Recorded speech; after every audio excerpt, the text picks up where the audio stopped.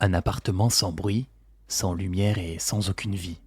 Le genre d'endroit qu'on traverse vite, sans vouloir s'attarder. Mais ce jour-là, le propriétaire a insisté. Le bail est expiré, alors il faut vider les lieux. Il grimpe les escaliers. Devant la porte, une odeur étrange, aigre, persistante. Il appelle, personne ne répond. Alors, il prend la décision de rentrer. Et là, sur le sol de la chambre, face contre terre, un petit corps, immobile, sec, comme vidé de tout. Une fillette de 3 ans, morte depuis des mois. Elle était toute seule, dans le noir, abandonnée. La police arrive, aucune trace de lutte. Pas de sang, pas d'effraction, non, juste une enfant, en décomposition avancée, à peine identifiable. Elle portait encore ses vêtements, et autour d'elle, rien, ni eau, ni nourriture. Absolument rien pour vivre, rien pour survivre. La mère, introuvable. La famille, en bas, à l'étage du dessous. Ils disent ne rien savoir. La petite, selon eux, vivait encore. Mais elle est là, inerte, desséchée, comme si elle avait disparu du monde bien avant de mourir. L'affaire choque la Corée. Une mère aurait laissé mourir son enfant? Oui et non. Car 10 jours plus tard, les analyses tombent. Et elles disent une chose que personne ne comprend vraiment. Cette femme, eh bien, ce n'est pas vraiment sa mère. Et celle qu'on croyait être la grand-mère est en réalité sa véritable génitrice. Un échange, un mensonge, une fillette morte qui n'aurait jamais dû être là. Et une autre, introuvable. Nous n'avons pas affaire à un crime, mais à un véritable puzzle. Un drame familial à plusieurs couches, où l'amour se confond avec le déni, où la maternité est un masque, où la vérité ne repose plus dans le sang, mais dans ce qui a été effacé. Voici l'histoire de l'affaire de la momie de Séoul. Une affaire si sordide que même les faits semblent irréels. Et pourtant, chaque détail est véridique.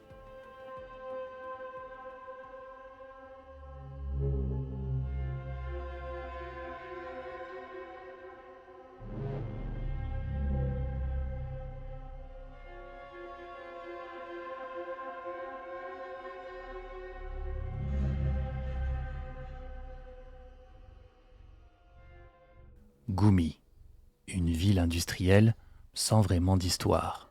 Un immeuble comme il en existe partout. Des escaliers fatigués, des murs pâles, un couloir qui n'entend jamais de cris d'enfant. Au 3e étage, un appartement abandonné. Et à l'intérieur, une enfant de 3 ans, que personne n'a cherché. Elle vivait là, avec sa mère, Kim, 22 ans, séparée depuis peu, sans aucun travail, sans ressources stables. Une aide de l'État, un bébé à charge, et une nouvelle grossesse avec un autre homme. Kim voulait refaire sa vie, loin de son passé, et elle l'a fait, mais sans sa fille. L'été 2020, elle déménage. Elle ferme la porte derrière elle et décide de ne jamais revenir. La lumière est coupée, le frigo vide, l'eau ne coule même plus. Et l'enfant est là, reste seul. Personne ne s'inquiète, les voisins ne posent pas de questions, les grands-parents vivent à l'étage du dessous, mais ne montent jamais. Kim leur dit que tout va bien, que la petite est avec elle, et ils la croient. Pendant ce temps, l'enfant attend. Elle bouge, elle fouille, elle cherche quelque chose à manger. Elle appelle peut-être. Ça, on ne le saura jamais. Puis son corps ralentit. Le manque d'eau l'épuise. Et le silence s'installe définitivement. Les jours deviennent des semaines, les semaines des mois. Et elle est toujours là, sans aucun bruit, sans aucune plainte. Le temps fait son œuvre. Son corps se dessèche, les tissus se figent, et sa peau se colle à ses os. Février 2021. Le propriétaire du logement, inquiet de ne plus recevoir le loyer, contacte la famille. Il demande à ce qu'on vienne libérer l'appartement. Ce jour-là, la grand-mère décide de monter. La porte s'ouvre sur une odeur épaisse. Elle entre. Le désordre est partout. Et dans la chambre, au sol, l'enfant. Allongé face contre terre, figé dans une position presque paisible. Les vêtements sont intacts, le visage décomposé. Le corps a été momifié naturellement par le temps, la chaleur et l'absence d'humidité. Plus aucun signe de vie, juste un silence total. Les secours arrivent, puis la police. Ils fouillent, rien n'a été forcé.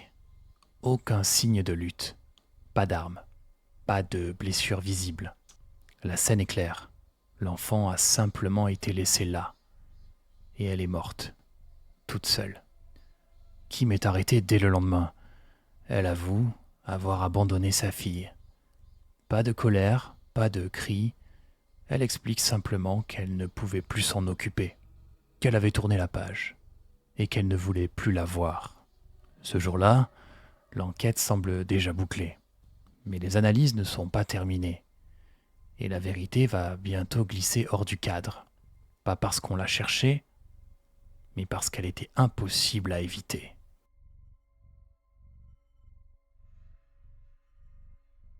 Le corps est trop altéré pour qu'on détermine la cause exacte de la mort. Mais il ne montre aucun traumatisme. Pas de fracture, aucune blessure, rien qui évoque une agression. Seulement une silhouette fragile, réduite par le temps, et un squelette marqué par la faim. L'autopsie parle d'elle-même. La petite n'a pas été tuée, elle a été oubliée, comme si son existence avait cessé d'avoir de l'importance. Le drame est évident, mais il manque encore un détail de routine, une vérification d'identité, un test ADN. Le genre d'analyse qui confirme ce qu'on sait déjà. Mais cette fois, le résultat ne confirme absolument rien. Il contredit même tout. La femme arrêtée, Kim, celle qui a élevé l'enfant pendant 3 ans, n'est pas la mère biologique. Le lien génétique est inexistant. Aucune erreur possible. Les tests sont refaits, 2 fois, 3 fois, mais le résultat reste identique. 0 compatibilité. L'enfant n'est pas la fille de Kim. L'incompréhension prend le relais. Alors, qui est-elle ? La police teste l'ADN de la grand-mère, Madame Sok. Et là, c'est le choc. C'est elle, la mère biologique. Pas celle qui l'a élevée, mais la mère de sang. L'enfant morte n'a pas été portée par Kim. Elle est née de Madame Sok, la grand-mère, une femme de 48 ans, déjà mariée, déjà mère adulte. C'est là que tout se déforme. Les certitudes tombent une à une. Les rôles s'effondrent.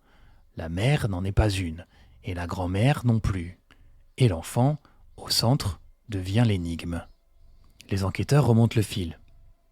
Mars 2018, naissance déclarée à Gumi, celle de la fille de Kim. Mais aucun élément ne prouve que l'enfant remis à Kim ce jour-là était bien la sienne.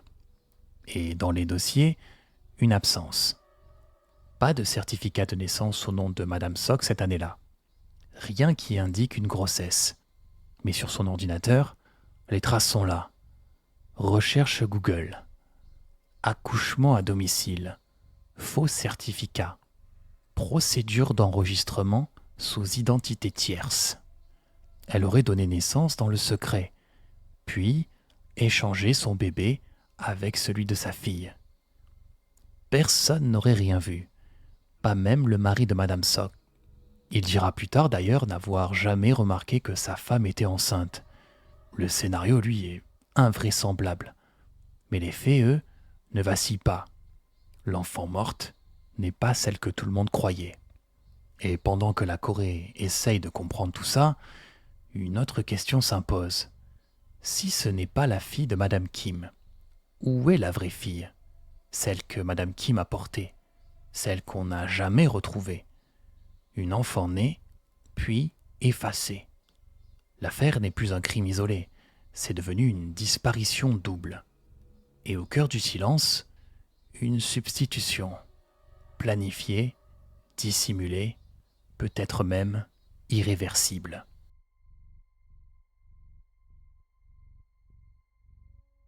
L'enquête repart à zéro. Ce n'est plus l'histoire d'un abandon, c'est le dossier d'une manipulation, organisée ou improvisée, mais dans tous les cas, exécutée sans que personne ne parle. La police interroge Madame Sock. Elle nie tout. Pour elle, elle refuse l'évidence. Pour elle, les tests ADN sont faux. Elle n'a jamais été enceinte en 2018. Elle maintient cette version, même face aux résultats répétés, vérifiés et validés. Mais ces appareils électroniques racontent une autre histoire. Des recherches précises, datées, détaillées. Comment accoucher discrètement? Comment enregistrer un enfant sous une autre identité? Ou comment effacer une naissance? Les enquêteurs remontent chaque trace. Ils fouillent l'hôpital où Madame Kim a accouché. Ils interrogent le personnel, les proches, le mari de l'époque, et rien ne confirme l'échange. Pas de vidéo, pas de témoins, pas de preuves directes. Mais le doute, lui, il est là, partout, et il grossit. La version probable? Eh bien écoutez, 2 femmes, une mère et sa fille, Madame Kim accouche, elle se repose. Pendant ce temps, Madame Sock entre dans l'hôpital avec son propre bébé. Elle intervertit les nourrissons, elle retire les bracelets et remet les vêtements. Puis elle repart, avec l'enfant de Madame Kim. Et elle laisse le sien à élever. Madame Kim ne voit rien, ou plutôt ne dit rien. Et pendant 3 ans, elle élève une enfant qui n'est pas la sienne, jusqu'au jour où elle décide de l'abandonner et la laisse mourir. Mais l'autre enfant dans tout ça, celle que Madame Kim a portée, eh bien, introuvable. La police lance une alerte nationale. Elle cherche une fille née fin mars 2018. Même groupe sanguin, même date de naissance, mais rien. Aucun signalement, aucun enregistrement. C'est comme si cet enfant n'avait jamais existé. Les mois passent, le mystère s'épaissit, les fouilles s'étendent. On vérifie les registres, les orphelinats, les adoptions privées. Aucune trace. La possibilité qu'elle ait été abandonnée dès la naissance devient réelle. Ou pire, un bébé né, échangé, puis éliminé. Discrètement, rapidement. Pendant ce temps, les témoignages affluent. L'ex-mari de Madame Kim affirme ne jamais avoir soupçonné quoi que ce soit. Il pensait que la fillette était la leur. Même chose pour le reste de la famille. Personne n'a cherché. Certains voisins se rappellent l'enfant. Mais après le départ de Kim, plus rien. Aucun bruit, aucun mouvement, juste le silence. Un voisin a même dit « Je pensais qu'elle était partie. Je n'ai jamais imaginé qu'elle était restée. » L'isolement était total. Et la mort, elle, invisible. Une enquête parallèle est ouverte sur Madame Sock. Elle est arrêtée, accusée d'enlèvement, de substitution et de dissimulation. Son mari est interrogé lui aussi, mais il dit ne rien savoir. Alors l'opinion publique gronde. Mais sans aucun aveu, sans preuve matérielle, eh bien, tout ça s'écroule. La vérité reste là, entre les murs d'un appartement vidé. Et dans ce vide, une famille qui s'effondre. Non pas sous le poids de la violence, mais sous celui du mensonge.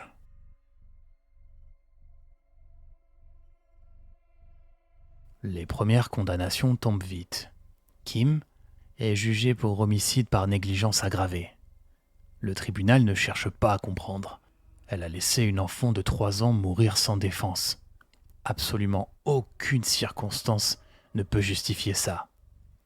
Elle écope de 20 ans de prison, sans réduction, sans compassion.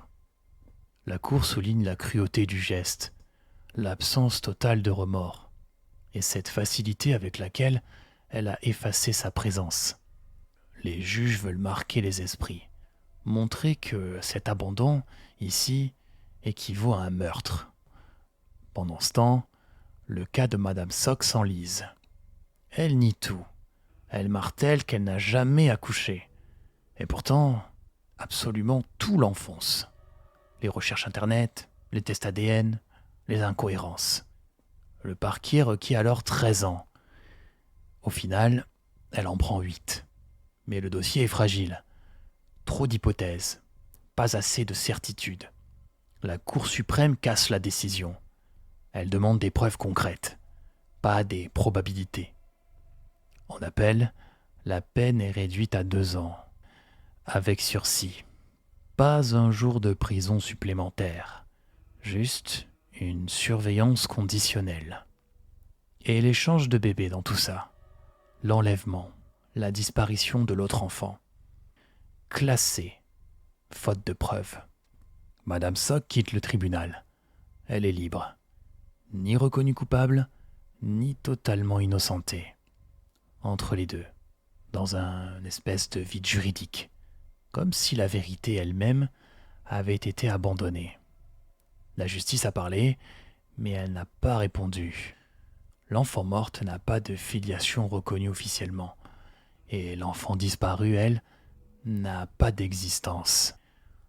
Et le père biologique de la petite momifiée dans tout ça, inconnu au bataillon, jamais identifié, ni recherché activement d'ailleurs.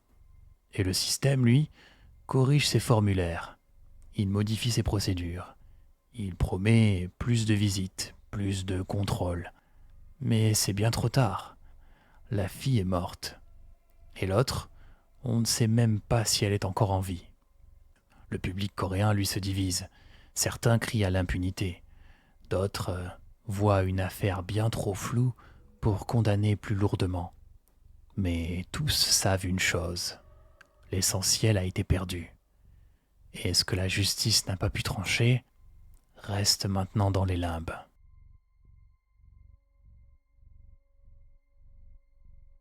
La fillette a été enterrée. Pas de nom officiel, pas de parents légitimes, pas d'histoire stable à raconter. Juste un petit corps, une dépouille trouvée trop tard, et un pays incapable de dire qui elle était vraiment. Les photos de son visage ont circulé, son portrait figé dans le cadre d'un hôtel improvisé. Les fleurs, les peluches, les bougies, des anonymes sont venus, des larmes ont coulé, mais aucune réponse n'est venue. Pendant ce temps, les autorités ont fouillé les registres. Ils ont retrouvé d'autres enfants, non déclarés, jamais enregistrés, dissimulés dans des tiroirs, dans des cartons, parfois même dans des congélateurs. La Corée découvre qu'elle a laissé mourir des enfants qu'elle n'avait même pas comptés.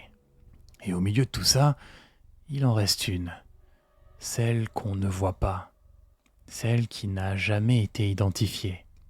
L'enfant né en 2018, la fille biologique de Madame Kim, celle qu'on cherche encore.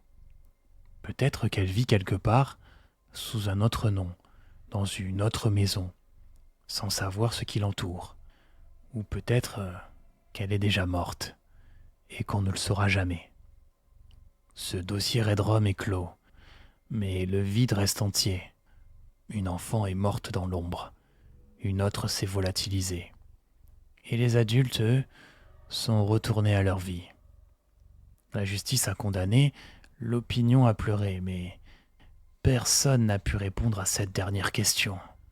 Comment une famille entière a pu effacer 2 vies sans que personne ne s'en rende compte ?